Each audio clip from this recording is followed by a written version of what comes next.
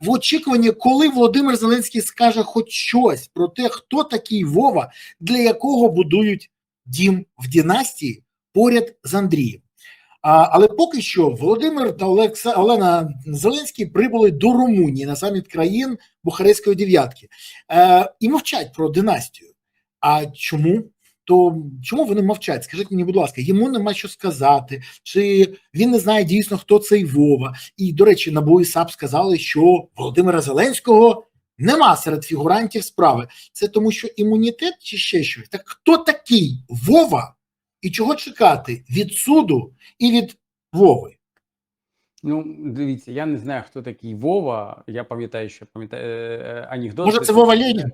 Вовочка був, там різне було. Тому який це саме Вова, я думаю, що встановить все ж таки слідство і дасть свою інформацію.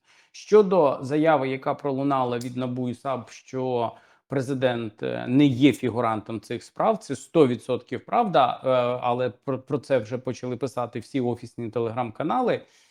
Це правда, 100% правда, але з одним але. І ви про це сказали, це імунітет, який має президент, будь-який президент, тут навіть без прізвища, під час своєї роботи на посаді президента України він не може бути притягнутий до кримінальної відповідальності, по ньому не може бути проведено жодного слідства. Тому НАБУ і САП дали відповідь в рамках Конституції. Ми там далі побачимо той Вова, не той Вова, Вовочка, Володимир Володимирович або хтось інший. Час все розставить на свої місця. Але по факту виглядає це дивно, тому що жодної реакції з боку Офісу президента немає, запит суспільства є, і в будь-якому іншому варіанті, якщо були прес-конференції, ну, можливо, в Румунії буде прес-конференція, можливо, хтось з журналістів задасть питання Володимиру Зеленському, і він чесно зможе дати відповідь, що там ні, це не я, або там я не знаю, або я забув, або ну, будь-яка відповідь, я думаю, що зняла б багато запитань, які сьогодні існують. Тому впевнений, що президенту точно немає чого приховувати, і він зміг би дати чесну відповідь і українському суспільству, і румунському суспільству, да всім дати відповідь.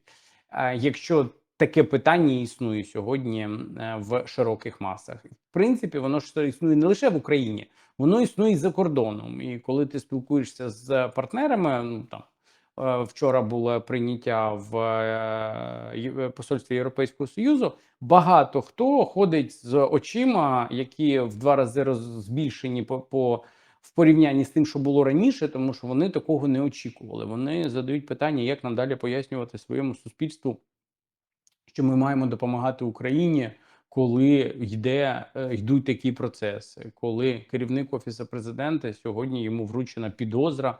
І дивіться, підозра, на жаль, в українських реаліях може бути вручена будь-кому. Але питання в іншому. Якщо це не твоє, ти виходиш, говориш, ні, це не моє. Якщо там ти жодного відношення до династії не маєш, ти виходиш, кажеш, ні, немає, буду доводити це в суді. Це позиція, це чесно, і далі можна там від цього танцювати. Єрмак цього не сказав. Не я, квартира не моя, я з 24.02.22 постійно був в Україні. Ну ти дивись, здивував. Так в нас так півкраїни залишилось в Україні, не повтікало. Але на відміну від тебе, вони сиділи в своїх домівках, до речі, прислухались що треба готуватися до шашликів, залишились в Ірпіні, в Бучі, в Ізюмі, в Маріуполі. А ви сиділи в бункері на мінус 100 метрів. Ну, це теж трохи різні реалії. Я теж в Києві був, так що тепер всім, хто був в Києві, можна робити все, що завгодно. А хлопці, хтось був на нулі, хтось відбивав ворожі атаки. Ну, їм теж можна династія, або це якась індульгенція, або ще щось. Тому це виглядає максимально дивно. Я дуже м'яко підбираю слова «дивно», тому що я на відміну від Єрмака, Офісу... Може дико? Може дико. не дивно, дико. Тоді дивно-дико. Да. Тому що ну, якась в них своя логіка, своя парадигма. І Їм можна порушувати все, що можна, і моральні принципи, і будь-які інші речі, а іншим не можна. А чому не можна? А чому це так працює?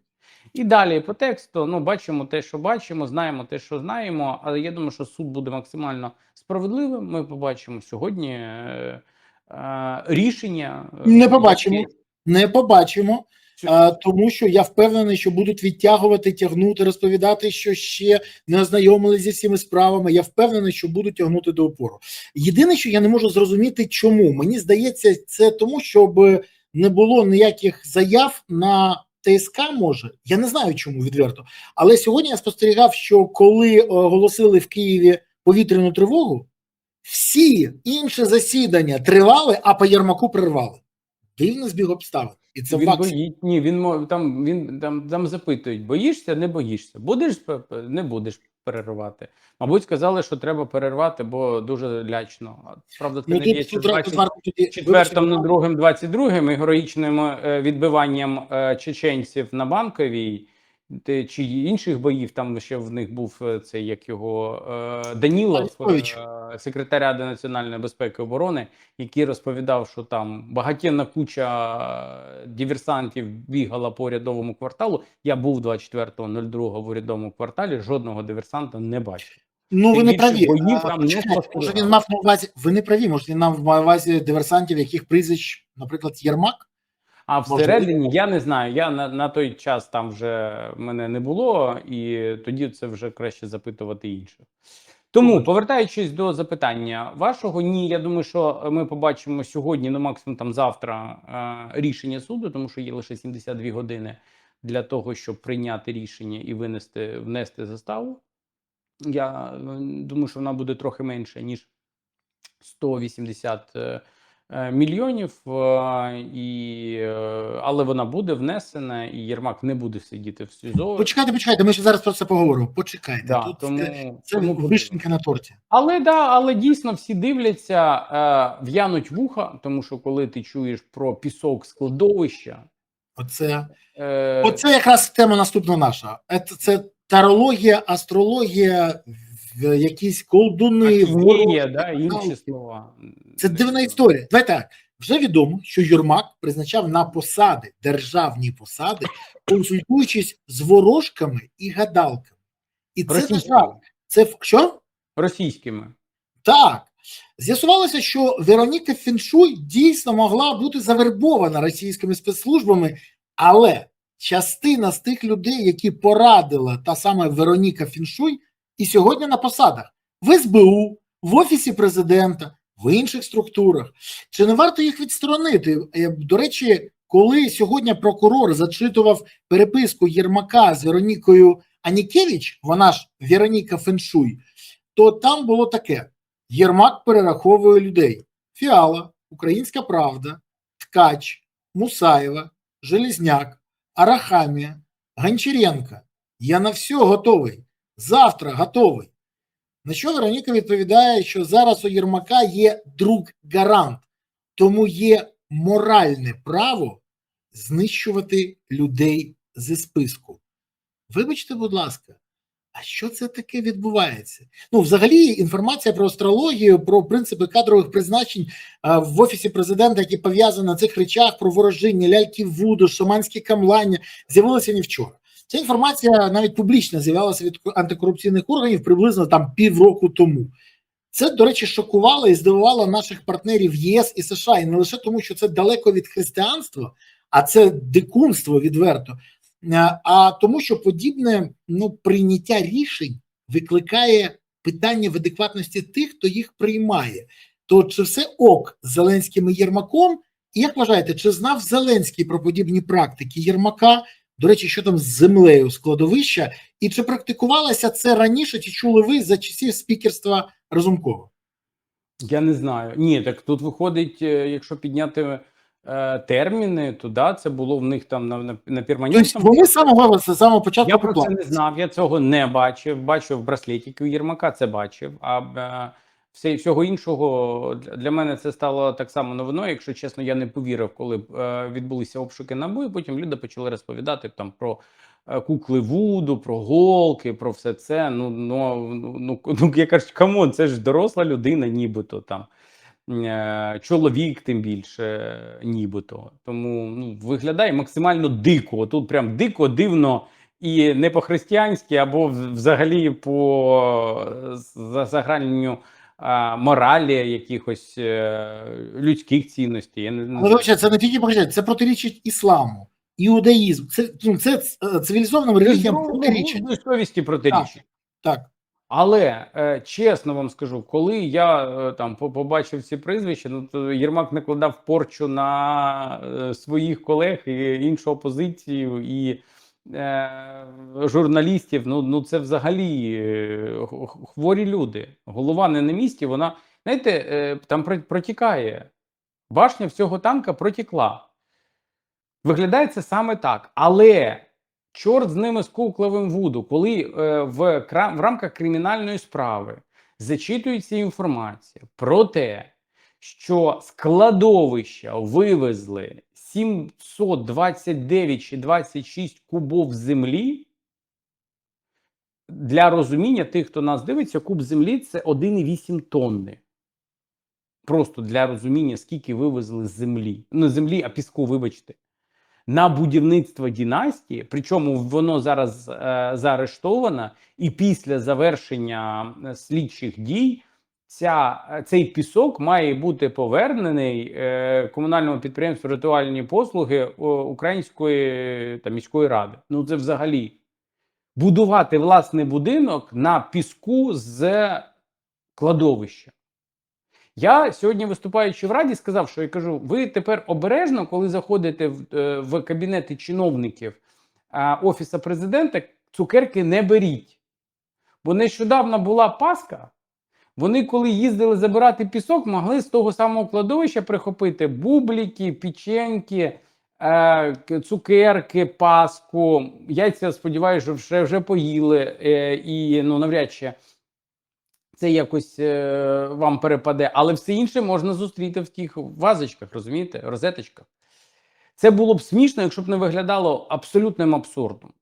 З таким же успіхом, я не знаю, вони з трун що б робили, меблі собі чи паркет? З пам'ятників робили б сходи, з гранітних сходи, з мармурових робили б підвіконні чи що? Це ж взагалі якась хвороба на голову. Хвороба головного мозку. По-інакшому це назвати не можна, щоб брати пісок з кладовищ і на цьому будувати свої будинки, в яких ти будеш жити. Будуть жити твої діти, будуть жити там твої близькі. Просто побудуй на кладовищі, потім не треба буде довго переїжджати. Економія і по часу, і по місцю, і в принципі, логіка залізобетонна. Але це ж, уявіть собі не лише нашу з вами реакцію, ви просто собі уявіть, що про нас думають зараз іноземні партнери, які побачили це, почитали. І це ж не просто блогери якісь написали в телеграм-каналах, або якісь погані журналісти розповіли. Це матеріали кримінальної справи. Конкретні матеріали кримінальної справи. Що вони далі будуть? Нам будуть допомагати? Вони скажуть, ні, ви хворі люди, ми не будемо вам допомагати. Верніше так, вами керують хворі люди, ми не будемо вам допомагати. А Єрмак до останнього виконував функції віце-президента або зіц-президента України. Я не знаю. Тому це виглядає саме так, виглядає максимально дико, максимально дивно. Але це ті реалії, в яких ми живемо. Знаєте, це або комедія, або жахи, або просто слів, якщо чесно, немає, дивлячись на все те, що відбувається сьогодні на фоні цих плівок, на фоні цих зачитувань, на фоні тих матеріалів справи, які сьогодні заслуховуються в суді. Але дивіться, матеріали справи після того, як їх заслухають, вони будуть розглянуті судом, і суддя буде приймати рішення. Злі язики з Банкової повідомили, що гроші на заставу Єрмаку, а це 180 мільйонів, вже закумульовані, хоча очікують, що сума буде від 100 до 120 мільйонів. Абсолютно легальні гроші, зразу сказали, які готові внести декілька юридичних та фізичних осіб з легальним доходом. Декілька юридичних, зброярських, фармакологічних та інших компаній вже підготували все для того, щоб Алі-Баба жодної секунди не знаходився у СІЗО. Тож готові 180 мільйонів гривень, але всі сподіваються, що все ж таки вдасться збити суму застави. Хоча злі язики з Банковою кажуть, що подібна сума для Єрмака дрібниці. Тим більше, що навіть його кум Коля Тищенко в розмові назвав мультимільйонером і скаржився, що той не дає йому керувати Закарпаттям, а сам збагатів. Наскільки взагалі ця історія шкодить Україні, бо за цим процесом одночасно слідкують наші партнери і західні ЗМІ. Я процитую декілька заголовків, які з'явилися сьогодні і вчора в західній пресі. Корупційний скандал у Києві загрожує прагненню Зеленського вступити до ЄС. Політико. Розслідування корупції ставить Зеленського в незручне становище. Associated Press. Роками звинувачення у корупції проти оточення Зеленського майже не шкодили йому. Тепер вони всі б'ють у ціль. Reuters. Колишньому соратнику Зеленського приділено звинувачення у корупційному скандалі. The Times. The Guardian, BBC, інші видання пишуть, що екс-голова Офісу президента став підозрюваним у антикорупційній справі. І, будь ласка, поясніть, це шкодить Україні? Це нормально, просто висвітлюють процес. Ну, ви ж розумієте відповідь. Ну, навіщо? А я хочу, щоб це зрозуміли наші глядачі. Це вбиває сьогодні українське прагнення бути частиною Європейського Союзу. Це вбиває українські можливості. І давайте так, це вбиває сьогодні українців, тому що якщо завтра завдяки цим корупційним скандалам ми не отримаємо фінанси від наших міжнародних партнерів, ті там 90 мільярдів, які нам обіцяють, це ніяк не передадуть європейці, або гроші від Міжнародного валютного фонду, за рахунок яких, ну там ті кошти з ними так і так грець, тому що 71% від них треба буде повернути в цьому ж році назад Міжнародному валютному фонду в якості погашення тих заборгованостей, які були раніше, або обслуговування боргів, які були видані раніше. Ну і по факту ця історія, корупція вбиває, сьогодні безпосередньо б'є по фронту. Тому що якщо немає грошей, немає можливості забезпечувати наших з вами захисників, немає можливості забезпечити нашу інфраструктуру, немає можливості платити зарплати вчителям, медикам, немає можливості платити пенсії і тому подібне. І за цим всім ми бачимо, як гине країна завдяки таким корупційним схемам, частини влади, тому що насправді мені важко сказати, що Єрмак перестав бути частиною цієї влади. Він як був, так і залишається. Можливо, там трохи меншому об'ємі, але точно він сьогодні залишається близьким і до президента, і до тих рішень, які приймалися. Тим більше, якщо ми подивимось там на матеріали з новосправи і щодо його водія, який на контакті з генпрокурорами колишніми, на контакті з СБУвцями і всіми іншими, то рулив процес. До речі, вибачте, а як може бути, що водій має телефони обох генпрокурорів, є спільні чати, вони розмовляли, при тому так собі він дозволяв. Водій керує процесами? Що відбувається? Ви можете мені сказати? Я серйозно запитую за це. Тому що коли мене питає один з міністрів закордонних справ, який каже, ваші все одно не скажуть. Ви мені скажіть, це ж не постанова? Я кажу, ні, це справжня ситуація. Він говорить, і як буде реагувати президент? Я кажу, полетів до Румунії, все нормально, відреагував. А той каже, але ж це не позиція. Ви розумієте? Наші партнери кажуть, це не позиція. У Зеленського є така, і оточення його, є історія, яку свого часу розказали політтехнологи, що треба займати, це стратегія, яка називається позиція страуса. Треба сховати голову в пісок і робити вигляд, що нічого страшного не відбувається. Працюючий варіант, але є одна проблема. Дупа залишається все рівно зверху. І там можуть виникнути питання. Тому коли ми з вами бачимо реакцію президента, верніше її не бачимо, вони думають, що ситуація розмовчиться. І справедливості заради їм часто це вдавалося, з'являлися якісь інші наративи, які міняли порядок денний, виводили їх з цієї проблеми і знімали їх з порядку денного. Але в даному випадку, я думаю, що цього не відбудеться. І ну насправді такі питання можуть президенту ставити, і ну йому доведеться на це відповідати. І навіть ми зараз не говоримо про Вову, про когось іншого. Як він відноситься до того, що відбувається з Єрмаком? Ну, Єрмак довгий проміжок часу. Я думаю, що залишається його другом, але був йому відданий як голова офісу президента, радник, і багато робив для того, щоб там просувати. Він, до речі, розповідає, що він там дуже багато зробив для України. Не знаю, що він зробив хорошого для України. А от що поганого, і я думаю, що ми всі з вами сьогодні це бачимо. Тому, повертаючись до цього запитання, я думаю, що позиція Зеленського, я не буду на це реагувати, буду робити, що нічого не відбувається. Вона може знову пролізти в Україні, тому що сьогодні там будуть обстріли, кудись прилетить, якось буде мінятися порядок денний, хоча насправді думаю, що цього не відбудеться. Але для міжнародного порядку денного це ну правильно, абсолютно не позиція. За це треба буде якось відповідати. І ці питання будуть задавати, якщо не йому безпосередньо, то його оточенню. І це буде бити по позиції української влади. А коли б'є по позиції української влади, воно безпосередньо рикошетом б'є і по українському суспільству. Наслідки ми з вами тільки що проговорили. Це великі ризики, недоотримання грошей, зменшення підтримки і таким чином безпосередній удар в тил, фактично з боку влади, в тил нашим з вами захисникам.